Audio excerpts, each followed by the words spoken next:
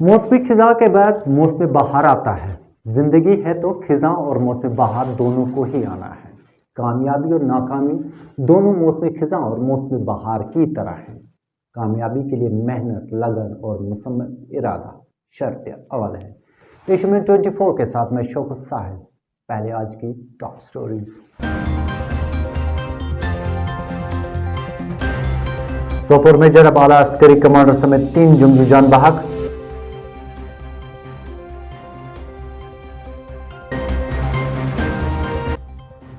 सातवें बैनुल-अक़वामी आलमी योम योगा पर तकरीबात का इनेकाद।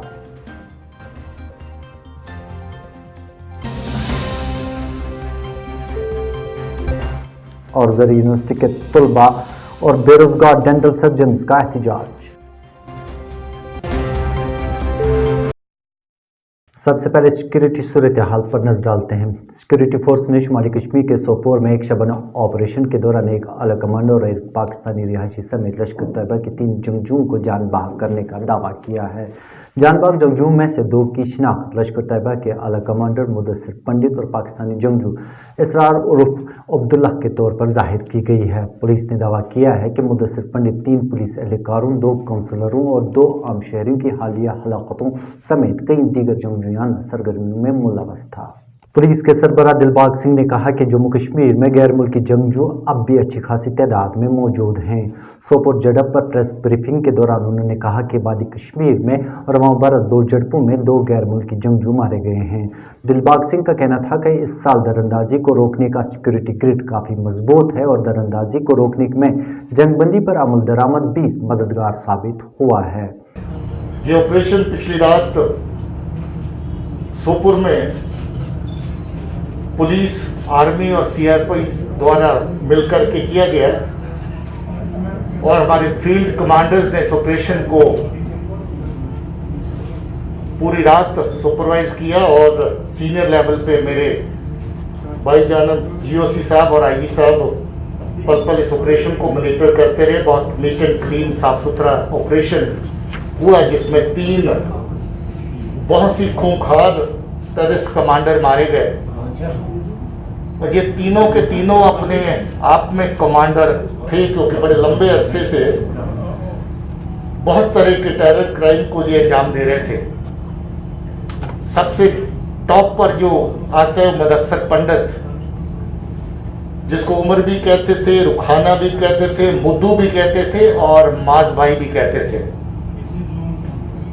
ये जून 19 से एलईटी कमांडर इस एरिया का है। 18 एफआईआर उसके खिलाफ है और बहुत सारी किलिंग्स उसने करी, जिसमें 4 civilian, 9 SF killings, 2 x militants जो कभी मिलिटेंसी के साथ लोग वाबस्ता रहे उनकी किलिंग, 3 सरपंच और हुर्रियत और सेपरेटिस्ट कार्डर्स के 2 लोग, और इसके अलावा अलग अलग तरह की एक्टिविटीज़ जो लोगों को थ्रेटन करना, लोगों को पॉलिटिकल प्रोसेस और बाकी गवर्नमेंट एक्टिविटी से दूर रखने की कार्रवाइयाँ शामिल हैं। इधर शुमाली कश्मीर में कायम किलो फोर्स के जीओसी मेजर जनरल एस सहाय ने कहा है कि बंदूकें न छोड़ने वाले मकामी जंगजुओं को हलाक किया जाएगा। उन्होंने कहा कि तशद्दुद की कार्रवाइयाँ करने वालों के खिलाफ बहुत जल्द सर्जिकल ऑपरेशंस किए जाएंगे। ये एक operation specific int based operation था, बहुत ही चैलेंजिंग ऑपरेशन था, लेकिन जिस सर्जिकल तरीके से सिक्योरिटी फोर्सेस ने जॉइंटली इसको अंजाम दिया वो काबिल तारीफ है। और जो इसमें इन्वॉल्व थे मैं उन सबको कॉम्प्लीमेंट करना चाहूँगा, जो इनको सपोर्ट करते हैं, जो आलीशान घरों में रहते हैं, जिनका इसमें सिर्फ पर्सनल इंटरेस्ट नहीं है, लोगों के बच्चों को एक्टिवेट करके उनको टेररिस्ट बनाते हैं। इस चीज़ को समझना बहुत ज़रूरी है। बड़ा दुख लगता है जब हम यंग लड़के जो घरों से चले जाके तंजीम ज्वाइन करते हैं, जब उनके बूढ़े माँ बाप रो के उनको वापसी की अपील की दुहाई देते हैं तो बड़ा बुरा लगता है। तो देयरफॉर जो सिस्टम एग्जिस्ट करता है उसको तोड़ना, नए लड़कों को रिक्रूट बनने से, तंजीम ज्वाइन करने से रोकना, ये 2 पहलू हैं जो अपने इस साइकिल ऑफ वायलेंस को बिल्कुल जड़ से उखाड़ने में मदद करेंगे। और जो ज्वाइनमैनशिप हमारी ऑल लेवल्स पे है, बेशक वो एसओजी के साथ है या सीआरपीएफ के साथ है, ग्राउंड कमांडर्स जो हैं, आई थिंक जितने भी ऐसी कार्रवाइयाँ को अंजाम देने में कोई लोग सफल हुए थे, उन सबको हम इंट बेस्ड सर्जिकल ऑपरेशन द्वारा जल्द ही जल्द उनको ख़त्म करने में कामयाब होंगे। और लास्ट में अपील करना चाहता हूँ कि लोकल जो टेररिस्ट हैं, जो लड़के लोगों ने गन उठाई है, पहले भी गोपमांडे साहब, डीजी साहब अपील कर चुके हैं कि उनको नेशनल मेन स्ट्रीम में लाने में हम उनकी मदद करेंगे। मैं भी फिर एक बात दोहराना चाहता हूँ कि वो गन कल्चर को त्यागें, नेशनल मेन स्ट्रीम को ज्वाइन करें, और अगर वो ऐसा नहीं करते तो मैं आश्वासन देता हूँ कि उनका भी अंजाम वही होगा जो कल इन 3 टेररिस्ट का हुआ है। हिंदुस्तान के साथ साथ दुनिया भर में 7वां आलमी योगा दिन मनाया गया। इस सिलसिले में वादी कश्मीर में भी मुख्तलिफ तकरीबात का एहतमाम किया गया, जबकि मुनक़दा तकरीबात के दौरान योगा की अहमियत और अफादियत को उजागर किया गया। ये डे बहुत स्पेशल है क्योंकि इंडिया में हम लोग रिकग्नाइज नहीं करते योगा का वैल्यू, और आजकल वो बढ़ रहा है। योगा डे हेल्प कर रहा है हमें रियलाइज़ करने में योगा का क्या वैल्यू है। हाँ, तो मैं बताती हूँ, पहले मैं भी बहुत स्टबर्न थी, मुझे लगता था क्या करना, योगा करके क्या मिलेगा, बट मैंने थोड़ी सी प्रैक्टिस स्टार्ट की और उससे बहुत फ़ायदा फील हुआ। अगर आप करना ही ज़्यादा मोटिवेटेड नहीं है बट ट्राई करना चाहता है, अब सिर्फ दिन में 10 मिनट निकालिए, सिर्फ सन सैल्यूटेशन, सूर्य नमस्कार सीख के प्रैक्टिस करना शुरू कीजिए। हर दिन सिर्फ 10 मिनट निकालना है आपको दिन में, और वो प्रैक्टिस शुरू कीजिए। धीरे धीरे आपको बेनिफिट्स फील होंगे और मुझे कोई डाउट नहीं है फिर आप अपना बढ़ाएंगे योगा के साथ रिलेशनशिप। इधर 7वें बैनुल-अक़वामी आलमी योम योगा के मौके पर खिताब करते हुए वज़ीर आज़म ने कहा कि कोरोना वबा के खिलाफ जंग में योगा पूरी दुनिया के लिए उम्मीद की किरण बना हुआ है, और योगा से ताउन तक का मंत्र एक नए मुस्तकबिल को राह दिखाएगा, इंसानियत को मजबूत बनाएगा।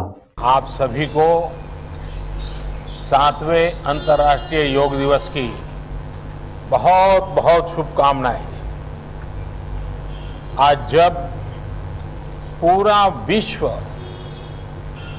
कोरोना महामारी का मुकाबला कर रहा है, तो योग उम्मीद की एक किरण भी बना हुआ है।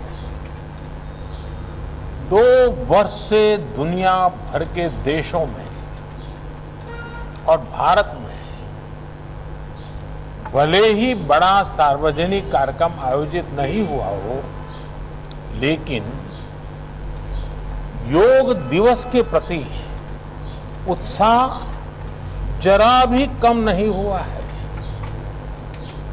कोरोना के बावजूद इस बार की योग दिवस की थीम योगा फॉर वेलनेस ने करोड़ों लोगों में योग के प्रति उत्साह को और भी बढ़ाया है। मैं आज योग दिवस पर ये कामना करता हूं कि हर देश, हर समाज और हर व्यक्ति स्वस्थ हो, सब एक साथ मिलकर एक दूसरे की ताकत बने। इस दौरान जम्मू कश्मीर के लेफ्टिनेंट गवर्नर मनोज सिन्हा ने अवाम को बैनुल-अक़वामी योगा तकरीब के मौके पर मुबारकबाद देते हुए कहा कि योगा ने लोगों की जिंदगी में बड़े पैमाने पर तब्दीलियां लाई।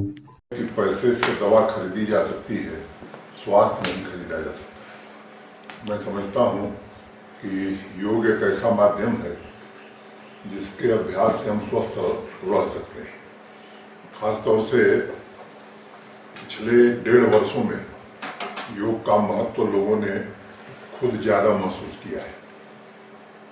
पूरे दुनिया में जिस तरह से योग का प्रचार प्रसार हुआ है, निश्चित रूप से उसका श्रेय देश के सम्मानीय प्रधानमंत्री आदरणीय नरेंद्र मोदी जी को जाता है। और जिस तरह से यूनाइटेड नेशंस की जनरल असेंबली में दुनिया भर के देशों का समर्थन मिला, इस प्रस्ताव का एक भी किसी देश ने विरोध नहीं किया और सबने पूरे जोर शोर से समर्थन किया। सालाना अमरनाथ यात्रा मुसलसल दूसरे बरस भी आलमगीर वबा कोविड-19 की वजह से मुनक़द नहीं होगी। इस बात की जानकारी लेफ्टिनेंट गवर्नर मनोज सिन्हा ने एक ट्वीट करते हुए दी। उन्होंने कहा कि वबा के नतीजे में रवा बरस सालाना अमरनाथ यात्रा को मनसूख किया गया, ताहम तमाम रिवायती मजहबी रसूमात गुज़िश्ता तर्ज अमल के मुताबिक अदा की जाएंगी और अक़ीदतमंद शिवलिंगम के दर्शन ऑनलाइन कर पाएंगे। मुश्ताक प्रेस एनक्लेव श्रीनगर में आज ज़री यूनिवर्सिटी कश्मीर में ज़ेर तालीम तलबा ने अपने मुतालबात को लेकर एहतजाज किया। तलबा मुतालबा कर रहे हैं कि कोविड-19 बहरान में ऑफलाइन नहीं बल्कि ऑनलाइन इम्तिहानात मुनक़द किए जाएं। 15 अगर गवर्नमेंट ने जो ऑर्डर निकाला उसमें उन्होंने बाज़ाबिता लिखा है कि जो यूनिवर्सिटी में एक तो कम अटेंडेंस रहेगी और जो वहाँ पे प्रेजेंस रहेगी स्टूडेंट्स की वो सिर्फ एक तो लैब वर्क जिनका चल रहा है और जिनके थीसिस चल रहे हैं। जबकि हमारी यूनिवर्सिटी ने अभी हमें नोटिफिकेशन निकाली कि हमें ऑफलाइन एग्जाम्स के लिए यूनिवर्सिटी जाना है। हम में से कई को पॉजिटिव केसेस भी आए हैं, पूरी फैमिली पॉजिटिव इन्वॉल्व हुई है, तो वी आर वेरी अफ्रेड हम यूनिवर्सिटी नहीं जा सकते ऑफलाइन एग्जाम्स के लिए। अगर हमारे पास ऑनलाइन का ऑप्शन है तो हमें यूनिवर्सिटी ऑफलाइन क्यों ले रही है एग्जाम्स? हमारे फ्यूचर के बारे में, हमारे हेल्थ के बारे में हमारी यूनिवर्सिटी अभी नहीं सोच रही है। हम कोविड-19 के दौर से अभी गुजर रहे हैं, तो उस बात को मद्देनजर रख के हमें हमारी जो एग्जाम्स हैं वो ऑफलाइन करें, मेहरबानी करके। इधर बेरोजगार डेंटल सर्जन्स ने भी अपने मुतालबात को लेकर सदाई एहतजाज बुलंद की। उन्होंने कहा कि साल 2008 से वो सरापा एहतजाज है, लेकिन अभी तक उनके मुस्तकबिल को महफूज बनाने के हवाले से कोई पॉलिसी मुरतब नहीं की गई। सर पिछले 13 साल से हमारी एक भी रिक्रूटमेंट नहीं हुई है, कहीं पे भी नहीं। इवन हम लोग और एज हो चुके हैं, हमारे सीनियर्स और एज हो चुके हैं, सबकी शादियाँ हो चुकी है, उनकी एक फैमिली है, बच्चे हैं। मैं एक डाइवोर्स्ड हूँ, मेरे पापा ड्राइवर है, मैं डाइवोर्स होकर घर से वापस आई हूँ। ना मेरे पास कुछ है, ना मेरे पास कोई फैमिली है, मेरे पास कुछ भी नहीं है। मैं अब अपने पापा के पास डिपेंडेंट हूँ, वो एक स्कूल ड्राइवर है। क्या करूँ मैं, कहाँ जाऊँगी मैं, कौन से मतलब डॉक्टर टैग लग के भी मैं घर पे बैठी हूँ। मैं खुद को नहीं खिला पा रही हूँ, मैं खुद को स्टैंड नहीं कर पा रही हूँ एक जगह पे। मेरे जैसे 7,000 डेंटिस्ट मेरे पीछे है, मेरे साथ है, हमारे साथ है, लेकिन हम कहीं है ही नहीं। तो हमारी डिमांड है एलजी साहब से, प्लीज हमारे प्लीज हमें मजबूर ना करे कि हम सुसाइड करें, कोई हमारे पास आग लगाए, कोई क्या करे, हमें उस चीज़ के लिए प्रवोक ना करे। प्लीज एंड प्लीज हमारी रिक्रूटमेंट कीजिए। इन्होंने डेंटिस्ट्री को तो नेगलेक्ट क्यों किया है? या तो इनको एडमिशन बंद करने हैं। मैं आपको बोलूँगा, जब मैं गया था 2013 की बात है, अभी तक तब से कोई भी पीएससी पोस्ट हाईलाइट नहीं हुआ है। मतलब कुछ ना कुछ तो इनको कर रहे हैं, एडमिशन क्यों करा रहे हैं वहाँ बंदों को? अब बंदों में सुसाइडल टेंडेंसीज आई है, बंदे मरना चाहते हैं। जिस बंदे ने 7 साल पढ़ाई की है, वो 7 साल पढ़ के अपने बाप के सामने शाम को बैठता है, उसके लिए मौत ही बेहतर है। हम रोड्स पे कियोस्क करेंगे, we will unchain the GDC, that's it. We will create kiosk in the roads. In fact we will rush to the lieutenant's office, LG's office. National conference के सदर डॉक्टर फारूक अब्दुल्ला की सदारत में पार्टी का मशावरती इजलास आज मुसलसल दूसरे रोज भी जारी रहा। ये इजलास वज़ीर-ए-आज़म हिंद की तरफ से बुलाई गई कुल जमाती मीटिंग के सिलसिले में तलब किया गया है। पार्टी के सूबाई सदर नासिर असलम वानी ने कहा कि मशावरत का सिलसिला कल भी जारी रहेगा, जबकि बकौल उनके मरकज़ के रवैया में आई तब्दीली हौसला अफजा है। कल सुबह भी डॉक्टर साहब ने सीनियर साथियों से बात की, आज भी कुछ साथियों से बात की, कुछ साथियों के साथ उनने फ़ोन पे भी जो है तबादला ख्याल किया, जो फिज़िकली नहीं आ पाए। कल भी कुछ साथी आएंगे, कल मेरा ख्याल है करगिल से साथी आएंगे, परसों जो है जम्मू वालों से भी बात हो जाएगी। ये सिलसिला जब मुकम्मल होगा तो मेरा ये मानना है कि वेडनेसडे इवनिंग तक डॉक्टर साहब आपको खुद ही मुखातिब करके सारे जो है इस डेवलपमेंट पे आपसे बात करेंगे। इधर भारतीय जनता पार्टी जम्मू कश्मीर यूनिट के जनरल सेक्रेटरी अशोक कौल ने मरकजी हुकूमत की जम्मू कश्मीर की तमाम सियासी जमातों के साथ मुजवजा मीटिंग का खैर मकदम करते हुए कहा कि तमाम सियासी जमातों को इस मीटिंग में शिरकत करके अपनी बात रखनी चाहिए। जम्मू में नामानिगारों से बात करते हुए उन्होंने कहा कि उन्हें यकीन है कि मरकजी सरकार इन जमातों की बात को सुनेगी और इस मामले में जो ठीक होगा वो इकदाम करेगी।